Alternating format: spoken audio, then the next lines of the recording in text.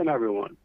I'm David Rammel, editor of Virtualization and Cloud Review, here to moderate our first session, as well as welcome you to today's summit, Data Security and AI, How to Master the Privacy Balancing Act, brought to you by Nutanix.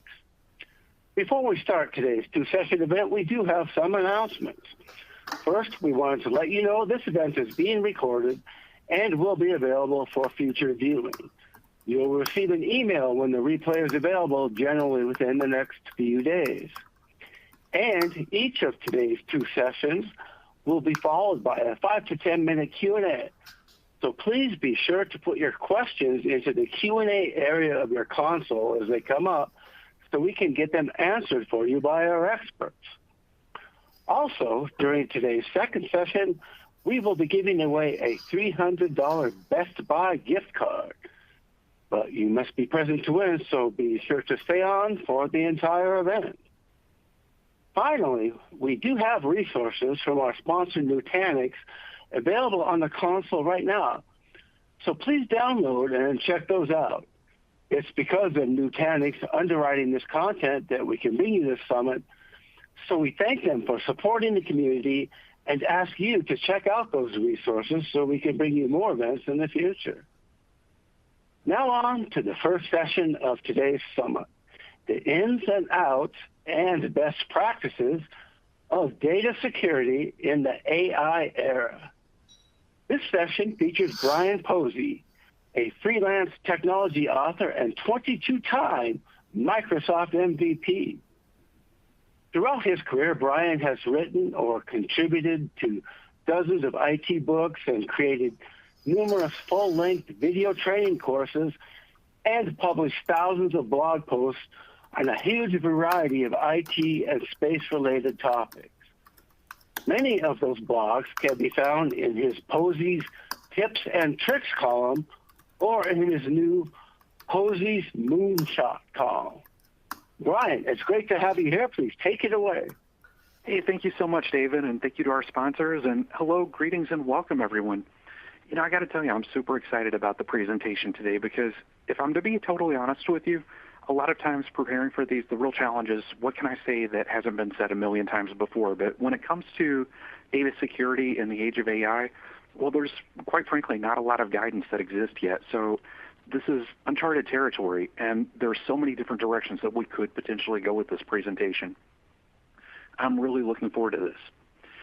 So organizations have been prioritizing security for years and years. We all know that, and rightly so. You know, the threats are very real. Who hasn't encountered a ransomware infection, for example, at this point?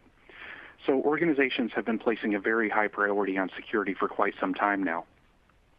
And that need for security isn't going to go away in the age of AI.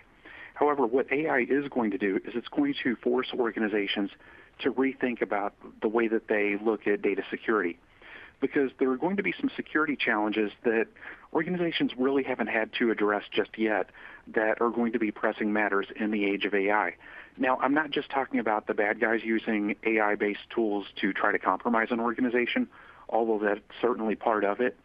It's also just trying to keep AI from going wrong and doing things that could potentially cause a security problem in and of itself. So AI by itself is neither good nor evil. It's a tool just like anything else. It can be used for good purposes. It can be used for bad purposes. Think about something like a car. That's a tool. It could be used for perfectly benign purposes like going to the grocery store or something like that, but it could also be used to pull a bank job. You know, any tool has good purposes and bad purposes that it can be used for, and AI is no different. But AI does expose organizations to certain risks when they begin using it. Now, what I find interesting about the way that AI is being used today is that generative AI has actually been around for way longer than most people realize. It just wasn't anywhere near as capable as it is today. I can remember reading computer magazines when I was a kid, and there were advertisements for software applications that were allegedly based in AI. And remember, we're talking about the 80s, so I have to use the term AI very loosely. But they would advertise things like you could use AI to beat the stock market or to handicap a horse race or pick winning lottery numbers based on past patterns and things like that. And, of course, none of those really panned out. As a matter of fact, I can remember reading one editorial back then where somebody referred to AI as artificial insanity. Things are a little bit different today because the stakes are so much higher. Because now, not only do we have employees using AI in their day-to-day working lives, we have organizations making crucial business decisions based on guidance from AI. In addition, we're using AI for things like security analytics and even for writing code, which of course needs to be developed in a secure manner. So the stakes are higher than they've ever been. And it's undeniable that AI use does expose organizations to certain risks. So the challenge, therefore, becomes what controls can we put into place to minimize those risks while still gaining the maximum possible benefit from AI? And that's what this presentation is all about. So I think that we kind of have to start by talking about what are the biggest AI-related risks for businesses. And there are so many that I could easily do the entire presentation just on the risks. There's a very small sampling on the slide, and then there's a few more that didn't fit on the slide that I also want to talk about. But let's spend a few minutes talking about some of these. The biggest one that I'm going to be covering in this presentation is data leakage. And you'll notice that the slide says both internal and external. And the reason for that is that data leakage can come in many different forms. And at least for right now, what I'm talking about is data leakage caused by internal processes, not necessarily by a security breach. So if we're talking about internal data leakage, and I'm going to get into all of this in a lot more detail later, but if we're talking about internal data leakage, I'm talking about things like using an AI chatbot and having it expose users to data that they wouldn't ordinarily have access to. So you've got security controls and access control lists and all of that in place, and yet AI ends up generating something and giving users access to data that they wouldn't ordinarily have access to. That's one form of data leakage. Now, with regard to external data leakage, this one's a little bit less common, but it can certainly happen. It's something that I've personally spent some time experimenting with. A while back, I created for lack of a better word, a PowerShell-based chatbot. Just to see if I could do it. And it was based on ChatGPT, so it used the ChatGPT API. And so what I did was I created a fictitious set of business data, and I set about to see if this chatbot that I had created would be able to use AI to analyze that data. And when I tried to do that, what I found was that ChatGPT would tell me, sorry, I can't access your own private data unless you give me permission to do that. So I said, okay, since none of that data was real, I uploaded it to ChatGPT and included an instruction in my program, use this data for all queries that are made. And sure enough, it did it. So the point being that it is possible for users to take business data and upload it to an AI chatbot, whether we're talking about ChatGPT or something else, and use that chatbot for data analytics. Now, is this a pressing threat in the real world? Well, probably not yet. But is it something that could happen? Absolutely. So data leakage and exposure is certainly one of the pressing threats. Cyber attacks and phishing, that's another one that we've heard quite a bit about. The short version of this one is that cyber criminals can use AI as a tool for refining their attacks. In the past, when we've received phishing messages, a lot of times there are many telltale signs that it is indeed a phishing message. A lot of times the message will contain all sorts of spelling and grammatical errors, missing punctuations, or it might even point to situations that are completely implausible. Pay your taxes with Amazon gift cards, things like that. Well, the cyber criminals figured out really quickly that they could use ChatGPT or other AI chatbots to refine their attacks and make those phishing messages a whole lot more convincing.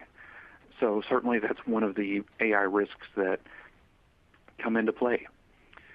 Another one is cyber extortion, the creation of deepfakes, and that can be deepfake video or deepfake audio. Now, I have to confess that I didn't really put a lot of stock in this one until over the Christmas break I was talking to someone in my family who was actually a victim of this. I had absolutely no idea that this had happened because I'm not on social media myself, but apparently this person's social media account had become compromised. And I'm trying to be careful what I say here so that I don't reveal too much information about this person. But someone had managed to go in, get their contacts, and collect various photos and videos and use that to create a deepfake as a way of extorting money from this person. So, yes, apparently this really does happen in the real world. So that's another AI-related risk. Another one is job loss or employee displacement, and this is one that I'm sure is on a lot of people's minds right now, because throughout history we've seen all kinds of examples of technology displacing people from their jobs. Think about video stores. Back in the 1980s, video stores were on every corner. Today, they're non-existent simply because technology evolved and there was no longer a need for them. Today everybody streams. The idea of going out somewhere and renting a video seems ludicrous by today's standards. And that's just one of countless examples of technology displacing employees. And so today we have generative AI that can write content, it can produce images, it can produce audio. So there's rightfully a fear that a lot of people have that there may be job loss and employee displacement related to AI. Now, one of the things that I'll just go ahead and add right here is that, in my own opinion, this might not be quite as big of a threat as it seems for office workers. And the reason why I say that is because I think, at least for right now, AI is going to become more of a tool for managing an overly hectic schedule than it is going to be something that will displace office workers. There are a couple of reasons why I say that. One reason is because I haven't worked in the corporate world in forever, but I know plenty of people who do. And one of the things that a lot of them talk about is that their schedules are completely unrealistic, that they're so bombarded with meeting requests and calls and things like that, that they barely have time to work on their actual work. And the demands being made upon them are completely unsustainable. And so right now, AI assistants are kind of being used as a way of coping with that unrealistic schedule. Cutting through all of the clutter, dealing with some of the meetings that maybe they don't necessarily have time to attend, so that they have a way of having time to do their actual jobs. So that's one reason why I think that AI might not be displacing office workers quite so soon. Another has to do with the fact that you can't just get rid of absolutely everybody, because let's pretend for a moment that it does become possible to displace an office worker using AI. You're using AI to generate content and to attend meetings and all that. Okay, well, at some point, that concept becomes absolutely ridiculous. So imagine for a moment that you've got a meeting to attend, and you're not super heavily involved in that meeting, so you send some AI in your place and give it the instructions to summarize the meeting, give you a one-paragraph summary of anything important after the meeting's over. Great. Now imagine if everybody did that. So all of a sudden, nobody's at this meeting. Instead, everybody just sends a chatbot in their place. How much is actually going to get done at that meeting? And even if something does get done, can you actually trust the results? Because basically at that point, you're having AI to AI conversations. So there does become a point at which AI becomes completely impractical. So that's why I think that there probably will be some AI-related job loss that occurs, but it may not be quite as devastating as a lot of people imagine it to be. Okay, so the next one, over-reliance on AI-generated content. This is something that I'm going to go into quite a bit more a little bit later on as we move along. But the idea being that people can use something like ChatGPT or Microsoft Copilot to generate a document, and they don't really put any effort into it on their own. They just trust whatever AI generates. And I'm going to come back to this one a little bit later on. And then the last one, AI knowing too much about the organization, because there's probably some data within your organization that should really be off limits to AI. Again, this is something that I'm going to touch on a little bit more as we go along. So there are a few other risks that I definitely consider with regard to AI that aren't in the slide. One is automated social engineering attacks.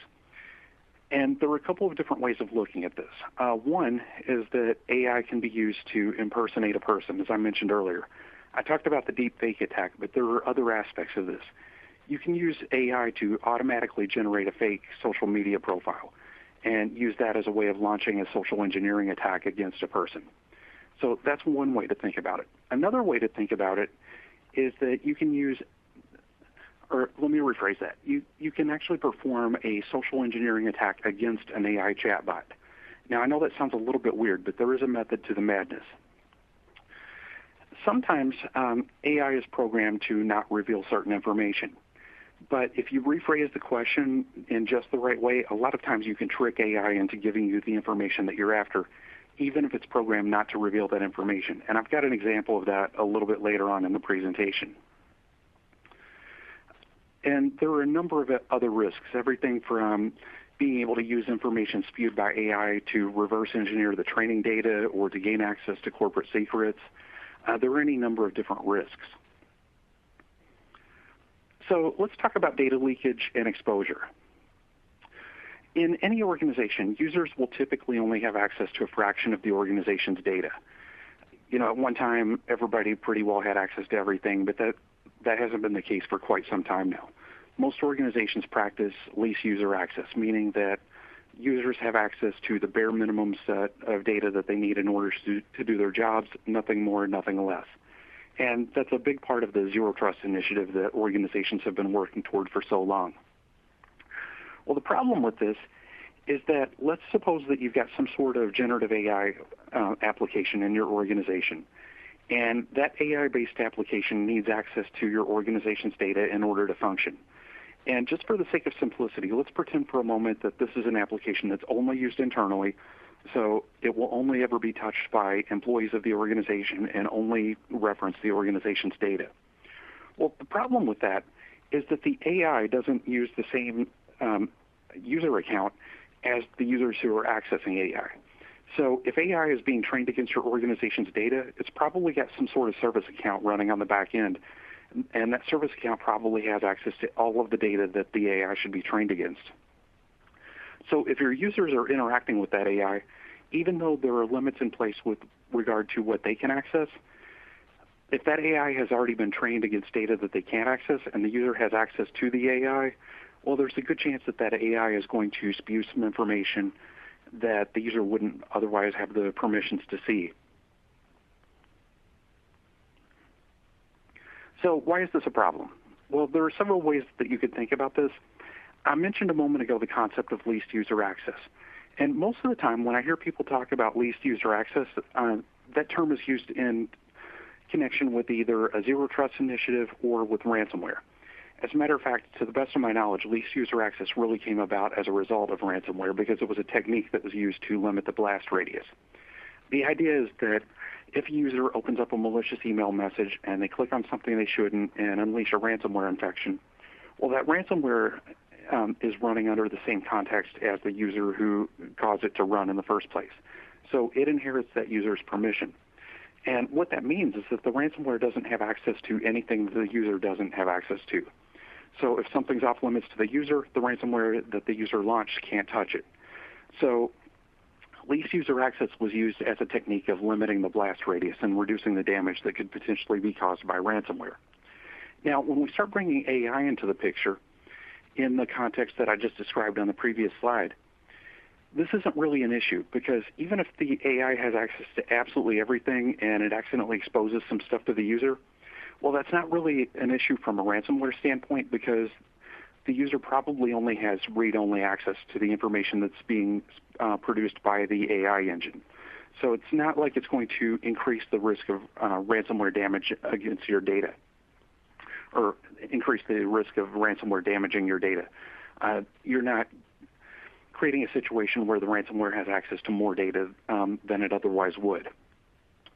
However, it could cause compliance problems because a lot of organizations are under regulatory compliance mandates, and you could cause some compliance issues if all of a sudden your users have access to things that they shouldn't.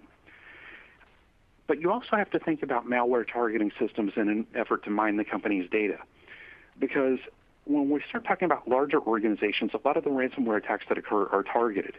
In other words, a hacker will find an entry point into an organization, they'll infiltrate the organization, and they may spend months learning all about the organization and how it operates and what the company's value is and that sort of thing before they ever actually initiate the ransomware that's going to lock everything down.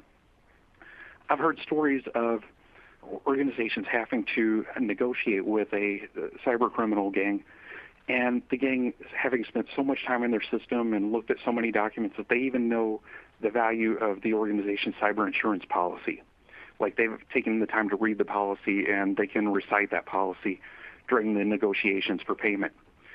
So you have to consider how giving a AI engine unrestricted access to your organization's data might be exploited by a cyber criminal gang. So even if it's impossible to use that AI to encrypt the data, a cyber criminal gang could potentially use that engine as a way of gaining access to more and more data, simply to learn about the organization or to exfiltrate the data or to blackmail the organization or who knows what.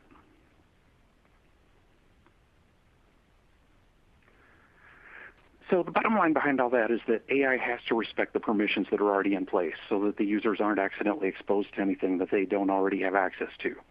And incidentally, that's the way that Microsoft 365 Copilot works.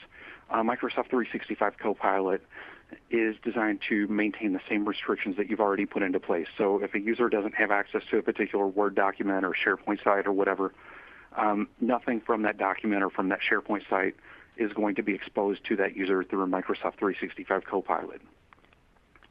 Now, the risk that comes into play, even when those permissions are respected, is that the user might have permissions that nobody even realizes that they have.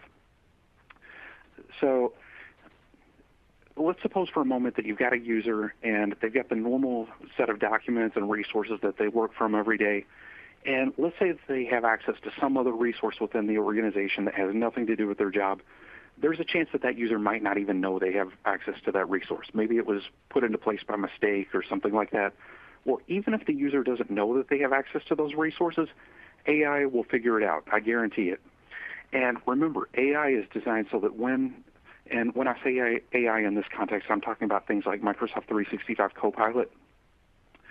It's designed so that when the user enters a query into that chatbot, it's going to pull from all of the available data and try to come up with the best answer to that query that it can. So even if the user doesn't know that they have access to a certain data set, the AI does. And there's a chance that it's going to use that data set in formulating answers to the user's queries. So that's one of the dangers that you run into. So the question then becomes, how might these accidental permissions come into play? Well, there are any number of ways, and what you see on the slide is by no means a complete list. But the most simple way is accidental permission assignments. Somebody who's in charge of granting access to resources in your organization is having a bad day, they make a typo, and they accidentally assign users permission to something that they shouldn't have, and nobody catches it. That happens all the time. I've seen quite a few examples of that in the real world. But that's not the only way that a user might accidentally gain permissions.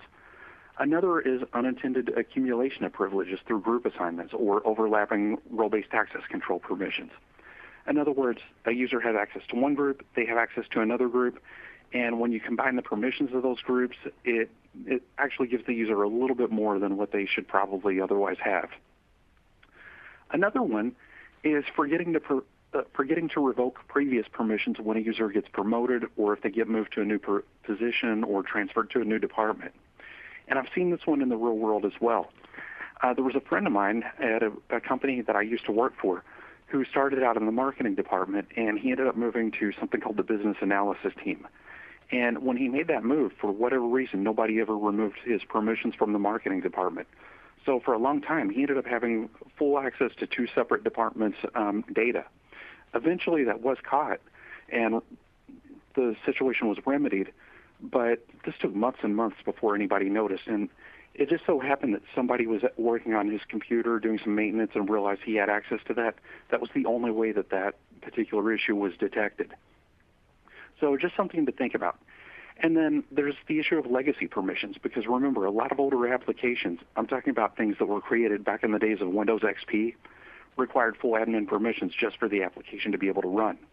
Now again, that's ridiculous by today's standards, but you have to think about how many organizations in the real world are still running ancient applications. And it's more common than you might think if your organization isn't running anything super old. As a matter of fact, I was at I won't name the store, but I was at a store a few weeks ago, and they were having trouble with one of the point-of-sale terminals. And this thing ended up rebooting, and believe it or not, it was actually running Windows 2000. You know, we're talking about an operating system that came out in 1999, and yet a major retailer was running it on their cash register. I kid you not. So these older applications and older operating systems are still in use in the real world. And sometimes the requirements of those applications or those older operating systems can result in users having a lot more permissions than they probably should. So when it comes to implementing AI and looking at data security, there's two things that you absolutely have to do before the implementation process begins. The first thing is to verify that the AI system respects the system of permissions and restrictions that you already have in place.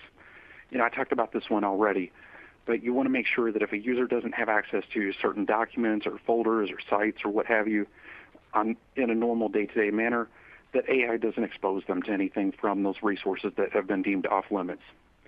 The other thing that you absolutely have to do before implementing AI is to perform a full and extremely extensive audit, confirming that all users have the intended permissions, nothing more, nothing less. Just take the time to verify that users don't accidentally have permissions to things that they really shouldn't have access to, because otherwise you run the risk of AI exposing data that the user shouldn't normally be exposed to. So there are some other things that your organization should do before implementing AI.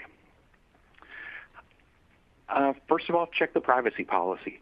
And I'm not picking on any individual AI engine here, but if you really stop and think about it, any AI that you're using internally to analyze your data, well, it's being given access to that data, and you have to know what's going to happen to that data. Does that data stay yours? Does it stay within the confines of your organization? Does it go up to the cloud for processing? Does it get sold and distributed to people who are doing marketing? You've got to know that your data is being kept safe and secure. Also, verify that there's some sort of mechanism in place for making certain data off limits to AI. Because in any organization, there are probably certain things that AI really shouldn't have access to. And I'll leave it to you to figure out what those things might be. But typically, there needs to be some sort of permission that you can put into place that will block AI from accessing that data. Now, if you're using some sort of proprietary AI chatbot, that chatbot probably runs under a service account, so you might be able to use a standard access control list to block access to that service account for certain data sets. That's one way of handling it. When we're talking about things like Microsoft 365 Copilot, Copilot has access to everything in Microsoft 365. So the way that you take care of that is you remove the, I believe it's called extract and copy permission from any data that you don't want Copilot to be able to access. And by doing that, users will still be able to access the data. They won't be able to copy anything from the data to the clipboard, but they'll still be able to access the data. But that will deem that data as off limits to Copilot. Another thing that you need to do is to adopt a data hygiene policy and take the time to prepare your data for AI based on that data hygiene policy. And this is based on something called the GIGO principle. Now, the GIGO principle is something that you really don't hear a lot about, but it's been around for ages. GIGO is an acronym standing for garbage in, garbage out, and it dates back to the very earliest days of computer science. The idea being that whatever data a program pulls in, any calculations that is made on that data are only going to be as good as the original data. So if you're feeding a program garbage, you can expect it to spit out garbage. If you're feeding it good data, you can expect it to produce good data. So that's the short version of the GIGO principle. The reason why this is so relevant with regard to AI is that as you refine this data hygiene policy, you've got to think about what data is going to be beneficial to whatever AI you're using in your organization and what data could actually be harmful to that AI. So what should you include in a data hygiene policy? Well, this is actually a really difficult question to answer because there are so many different types of AI out there, and they've all got different requirements, different capabilities, different use cases. So you're kind of going to have to formulate your data hygiene policy based on the type of AI that you're using within your organization. But there are some guidelines. In the case of Microsoft 365 Copilot, for example, Microsoft recommends that you clean out the ROT. Now, ROT is an acronym. It stands for redundant, old, and trivial data. And these are types of data that Microsoft has identified as being potentially problematic to Copilot. So let's talk about these a little bit. First, we have redundant data. And redundant data is simply a situation where you've got multiple copies of a file scattered throughout the Microsoft 365 ecosystem, or copies of data that are very similar to one another. Maybe you've got a collection of Word documents that have a lot of overlap between them. They're not exact duplicates to one another, but there is a lot of overlap from document to document, and they're scattered throughout Microsoft 365. That's the meaning of redundant data. Now, why is this a bad thing? Well, if we're talking about true duplicates, where you've got multiple copies of the same document and they're all identical to one another, it probably isn't a problem, because sometimes redundancy can reinforce AI's learning. If AI is running into the same document over and over and it's analyzing that document over and over, well, it's probably going to view that document and the data within it as being a little bit more important than some of the other data that it ingests, which, now that I think about it, that alone could potentially present a problem. But the point being that it's not necessarily going to inflict harm, and there's not going to be an issue associated with that redundancy. It's just going to reinforce the learning. Now, where you could start running into problems with regard to redundancy is in situations like what I just described, in which you have overlapping documents that contain a lot of the same data, but not entirely the same data. The reason why that can be a problem is because you're probably going to have some inconsistencies. Because even if all of those documents that I just mentioned are referencing the same data, they're not 100% identical. You might have items that say one thing in one document and something slightly different in another, and those minor inconsistencies could end up thoroughly confusing the AI engine. So it's better to make sure that you've got one source of the truth, so to speak, and you give AI one source of the data that it can pull from, and it treats that source of data as authoritative. It knows it's correct. It knows that that's what it should be using, and it's not getting confused by all of these different versions of the data and trying to figure out which one is right. So what about some of the other data types? The next one is outdated data. Well, this one basically comes down to practicality, because a lot of organizations will maintain older data. Maybe there's a business need for keeping it around for a while, or perhaps there's a compliance requirement for retaining data for a certain length of time. But if you've got older data that really shouldn't be used in a production environment, but it's something that you have to keep around for business reasons or for compliance reasons, it's probably best to put that data somewhere where a Copilot isn't going to try to ingest it. The reason is because if users are creating documents based on the data that's on your network, you never know when Copilot is going to try to pull from that outdated data that it has access to. So imagine for a moment that someone in your marketing department is creating a proposal for a prospective new client.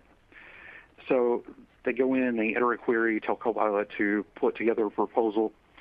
Well, hopefully it will pull all of the correct data. But if you have older data on your network, or older data within the Microsoft 365 ecosystem, rather, and the user doesn't take the time to double check things, you could end up in a situation where that marketing proposal contains last year's product line or pricing from a few years ago or something like that. So Microsoft recommends going ahead and removing that old data. You can delete it, you can archive it, you can do whatever seems right for your business, but just put it out of reach of Copilot so that you don't end up in situations where Copilot is creating data or making decisions or things like that based on data that's completely outdated. And then finally, we have trivial data. Trivial data is data that's just totally unimportant. It really doesn't matter all that much. On the surface, having trivial data around doesn't seem like it would be problematic at all. But the only thing that I can figure, and this is my opinion, this didn't come from Microsoft or anything, but I think the reason why Microsoft says to keep trivial data off limits from Copilot is because Copilot has to figure out for itself what's really important in your organization versus what is not. So if you've got a data set that's totally trivial, you run the risk of Copilot mistaking that as being the most important data in your entire organization. And it could begin generating content and making decisions based on that data that's completely trivial and ignoring the more important data. So it's best to just go ahead and move anything that's trivial away from Copilot so that it doesn't get a hold of that data and begin generating content or making decisions based on that data. So another risk that is associated with AI, and one that I talked about a little while ago at a surface level, is over-reliance on generative AI. And this can be problematic for any number of different reasons. The most obvious is lack of quality control. Let's suppose that you've got a user who has to put together some sort of document like what I described a moment ago, a marketing proposal, or it could just be just about anything. And rather than taking the time to create this document in the way that they normally would, they tell Copilot or whatever AI engine they happen to be using to generate this for them. And because they're in a hurry, they don't even take the time to proofread it. Well, you don't necessarily know that the information in that document is correct because no human has checked it over. You don't know how good it is or how poorly constructed it might be. You just really don't know. So quality control can be a big issue, and that's the most obvious problem with over-reliance on AI. But there are other problems. One is the potential lack of creativity and originality.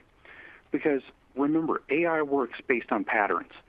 And so when AI generates fresh content, it does that based on existing patterns within the data set. So what that means is that you're probably not going to get something super creative that has been generated by AI. If you want true creativity, you're going to need a human. The other is loss of human expertise. There are going to be certain things that a human knows that an AI doesn't. And let me give you an example of that. I'm assuming, based on what I was told before this presentation, that most of you probably work in IT.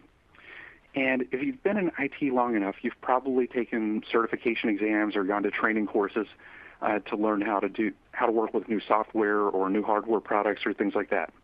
That's great. But there are probably also things that you've picked up on the job that you would never, ever see in a certification manual. I'm talking about little tips and tricks that maybe you use on a daily basis to make something work, and it's kind of not officially supported or not something that's officially acknowledged by the industry, but it works. Well, AI doesn't know about those things. So there are going to be certain things that humans learn through experience on the job that AI will probably never pick up on. So loss of human experience is definite, or loss of human expertise rather, is definitely one of those consequences of over-reliance on generative AI. And then another one is dependence on technology. And over-dependence on technology can result in all kinds of vulnerabilities. If your AI engine goes offline and you don't have the capability of producing content manually, well, that's going to be a problem for your organization. And then, of course, there's the security risks. AI-generated content can be manipulated or exploited for all sorts of malicious purposes, as I explained earlier. But there's a much, much bigger problem with regard to over-reliance on generative AI that I've never heard anybody else talk about. And that problem is that you can create a negative feedback loop. So what do I mean by that? Well, imagine that a user is using, we'll say Microsoft 365 Copilot, although it could conceivably be just about anything. So let's say that a user is using Copilot to create a document. And they just tell AI what they want, AI generates the document, and the user saves that document without ever giving it a second look. And just to make things interesting, let's also pretend that Copilot did a really bad job creating that document. It's riddled with mistakes, it doesn't really contain the information that it should, and the user didn't catch it. They just saved the document and moved on with whatever it was that they had to do. Well, the problem with that is that Copilot is designed so that it looks at all of the data within your Microsoft 365 ecosystem when it's making decisions or it's generating fresh content. So now, the user has created this brand new document using Copilot, and it saved it to Microsoft 365. And so from that point on, Microsoft 365 is going to use that document as a source of data. It's going to look at that document just like it looks at every other document within the Microsoft 365 ecosystem, and when appropriate, pull information from that document when users make content requests. So now, all of a sudden, you've injected inaccurate or bad data into the Microsoft 365 ecosystem, and Copilot is pulling from that to generate fresh data. So what you're going to have is, back to that whole GIGO principle, garbage in, garbage out. You're going to have Copilot generating increasingly poor quality data simply because it has access to poor quality data. So that's what I say, that you're creating a negative feedback loop or poisoning AI based on not taking the time to have a human review AI-generated content. Now, AI poisoning can come in other forms as well, and I'm kind of running out of time, so I'm just going to quickly skim over some of these. but there are any number of ways that AI can be poisoned so that it produces bad results. And some of these are things that could happen during the initial training process simply due to human error, but it can also occur as a result of a bad actor going in and intentionally sabotaging an AI engine. For example, injection of malicious data. Somebody gains access to the data that's being used to train an AI engine, and they put something inaccurate or malicious in there. Well, then the AI is going to be trained on that bad data. Also, there are adversarial examples. Maybe you have a competitor who gains access to your training data, and they begin to insert things as a way of sabotaging that training data in order to force you to make bad business decisions.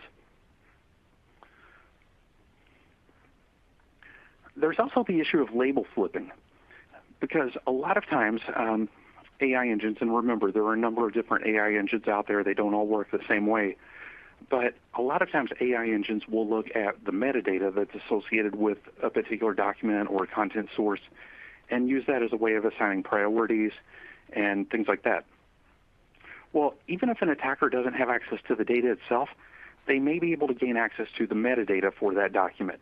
Because remember, even though massive effort is spent securing our data, very little tends to be done with securing metadata. So if an attacker is able to go in and flip labels that are bound to that metadata, well, they can effectively sabotage the training of an AI engine without actually gaining access to the training data itself.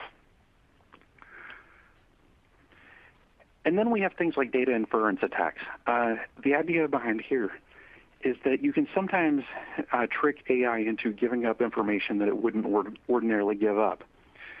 And there are any number of different ways. And I've actually seen examples of this predating generative AI. It kind of reminds me of some of the attacks that used to be done against SQL Server. There was an attack where if an attacker realized that a website was based on SQL on the back end, then they would generate strings and try to trick the website into revealing data from that SQL database simply by appending a SQL query to the URL. Well, this is kind of the same thing, except rather than adding an extension to a website's URL, what the attacker is doing is formulating a query against an AI in order to try to deceive the AI into giving up information that it wouldn't ordinarily be prone to give up. I talked about this a little bit earlier when I mentioned a social engineering attack against an AI. This is what I meant. And this is one of those things that you can absolutely experiment with on your own. I don't have a lot of time left, but I do want to show you a couple of examples of this. One example, and I'll tell you up front that I didn't come up with this myself. This was something that I read about someone else trying, and I tried it myself. One example is using inputs from AI to derive an output. So what I did was I took all of the questions that I had asked AI, or in this case ChatGPT, the very first time that I'd used it. You know, I'm using ChatGPT for the first time. I'm asking it all sorts of different things just to see what would happen. Well, I took all of those questions and I asked it to analyze them and give me a personality profile for the person who asked those questions. Now, this is one of those things that ChatGPT wasn't really keen on doing. But by phrasing the question in just the right way, I ended up getting a result. So if you look at the screen capture right here, I said, I'm going to paste a list of questions that someone has asked in the past. I'd like you to analyze them and give me the personality profile of the person who wrote them. Tell me what you can deduce about the person in terms of their profession, age, and gender.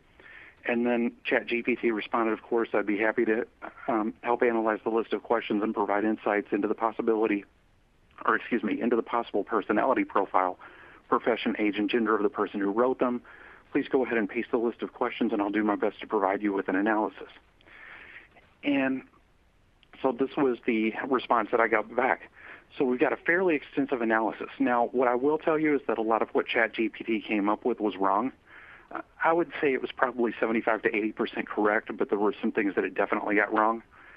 But the point is, it did it. Now, why does that experiment even matter? Well, the experiment was fun and lighthearted, but you have to consider the bigger implications. And the bigger implications is that ChatGPT retains previous inputs, and it can use those inputs as data. So in this case, I was just asking it to analyze questions that I had asked ChatGPT in the past, and it was able to perform an analysis based on those questions. So this completely illustrates the dangers of what might happen if a user were to upload business data. Could someone perform queries and gain access to that data? Or worse yet, perform analysis based on that data? The experiment also suggests that if you phrase a question correctly, you can sometimes trick AI into giving up information it wasn't designed to provide. Because remember, the first couple of times that I tried that experiment, ChatGPT didn't cooperate with me. It wouldn't give me the information that I asked for. It wasn't until I figured out just the right way to phrase the question that I was able to get a response. And when I did get a response, ChatGPT didn't hold back at all. You saw from the previous screen capture just how much information it actually produced. And unfortunately, I don't have a screen capture of this one, but I was able to back up this concept with something that I call the whitewater rafting experiment. So what I did, and this was when I first started using ChatGPT, is I gave it a simple question. I can't remember exactly how I phrased this, but I basically told ChatGPT to show me a list of places in the United States where I could go whitewater rafting on Class 6 rapids. And the response that I got was somewhere along the lines of, "You're out of your mind, this is going to get you killed, I'm not going to be an accessory to this." Okay, fair enough. So I started messing around with the way that I phrased the question. And after a few attempts and a couple of days, I ended up getting a response of, "Hey, try the Upper Gully in West Virginia, it'll be fun." And I'm paraphrasing, that wasn't exactly the way that ChatGPT phrased it. But the point is that once I found out the right way to ask the question, it gave me exactly what I wanted. And this is a technique that attackers are using to this day. They're going into these AI engines and figuring out a way to extract data that was never intended to be revealed. And that's what I consider to be probably the single biggest security threat stemming from the use of AI.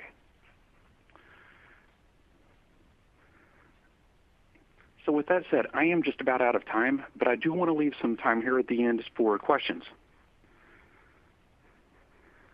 Okay, great stuff. Especially that prompt engineering thing. That's really interesting, the way you kept at it and got it to give the answers that you wanted. Yeah, it's all about phrasing things in just the right way. Yeah, I have to check that out myself. So let's get to the reader questions. I'd like to remind the audience that we can take questions up until about 5 minutes to the top of the hour in order to give you a short break before the next session. So please send them on in now. And let's go to the Q&A console. Here's an interesting question, Brian, from Kim, when you were discussing the problem of poisoning AI by providing a feedback loop where it generates a bad document and that gets used for training and so forth. So Kim asked, can a bad document be removed from the data pool, or what else can you do about that? Oh, that's an excellent question. And the audio cut out for a second. I think what you said is, can that bad document be pulled from the data pool so that it's not referenced anymore? And the answer to that is absolutely yes. And I'm referring specifically to Microsoft Copilot in that case. Because remember, Copilot is designed to respect the permissions that you've already got in place. So if you discover that you've got a bad document, you can delete that document. You can move it somewhere where it's out of Copilot's reach. Either approach is going to prevent Copilot from referring back to that document when it's generating content in the future. Because you got to remember, the way that Copilot works internally, it's not so much that it's reading all of these documents in real time. Instead, it's using a system that is based on Microsoft Graph and a synaptic search, rather. And the way that that works is it's weighting certain keywords. There's a numerical value that's associated with each one of them, and it establishes relationships between documents based on those numerical values. So if you're able to just move a document off the side, that's going to instantly change all of those numerical values. And so Copilot won't even look at the data that was in that document anymore. Okay, great. Here's a question from Paul in the audience.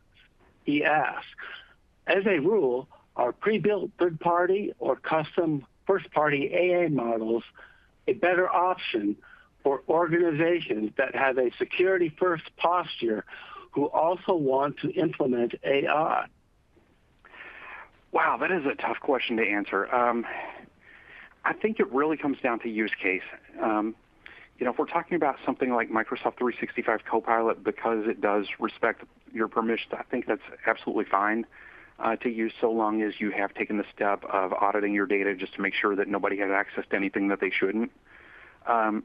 If you're talking about a proprietary line of business system that you're wanting to embed AI in, then yes, I think if security is your primary goal, then you would probably be much better off just building your own AI and training it yourself, because at least at that point, you know what it's doing. If you're using one of the off-the-shelf solutions or an open source solution, it may be difficult to determine if it's sending your data up to the cloud, if it's making a copy of that data, if it's storing it anywhere. And if you're seriously concerned about security and compliance, it's best to just remove that black box, take full control over the situation, and know exactly what's being done with your data. Okay, great. Here's a question that just popped in from Brian in the audience. Brian asks, what are your thoughts on granting AI tools access to source code? More and more tools have the ability to assist with code review and writing, but there are obvious risks to giving away your source code and IP. Our traditional stance has been to deny this. Yeah, that's another super interesting question. Let me preface the answer by saying that I've been experimenting a lot with ChatGPT. Sorry, I'm getting tongue-tied here. I've been experimenting a lot with GitHub Copilot lately, particularly with regard to PowerShell. And with some things, I found that it really speeds up the development process. There are a few things that it kind of gets in my way, like I'll type a command and all of a sudden it wants to insert a whole block of code and it's not at all what I intended to do. So, there are things like that. But overall, it works pretty well. Now, when we're talking about AI for code generation, whether you should allow it or not allow it, I think what it really comes down to is what the code is designed to do. If you're trying to do something that's really sensitive, it's got access to sensitive business data, then yeah, maybe it's best to keep that out of the reach of AI. But if you're doing something that's kind of mundane, like in my own organization, I've got several PowerShell utilities that I use just to monitor the health of my systems. Something like that, I don't see a problem in the world with exposing to AI because it doesn't actually have any access to data. Like one of the scripts that I'm referring to just goes out and it checks my Hyper-V servers to make sure that they're not running low on disk space and that there aren't any smart errors on the disks or anything like that. So something like that, that's harmless. You're not exposing it to anything sensitive. Okay, let's follow up with one last question. It reads, how might it be possible for AI to ignore user permissions and expose sensitive data? I know you might have covered that, but can you summarize again? Yeah, it basically comes down to how it was trained. Because what can happen is that if you're generating your own AI, that AI is probably going to have to run under the context of a service account. And you're going to have to give that service account access to anything that you want to train the AI against. So when it comes time for the users to run the application that's based on that AI, they're running under the context of their own account, which is normally limited. However, if the AI has been trained against or trained based on a service account that has access to everything, then you run the risk of AI generating information that was based on what the service account had access to rather than what the user has access to. All right, great. Well, it looks like that's all the questions we have time for. Hey, thanks, everyone. That's it for our summit today. You will get your replay email in the next few days. We hope you enjoyed this event.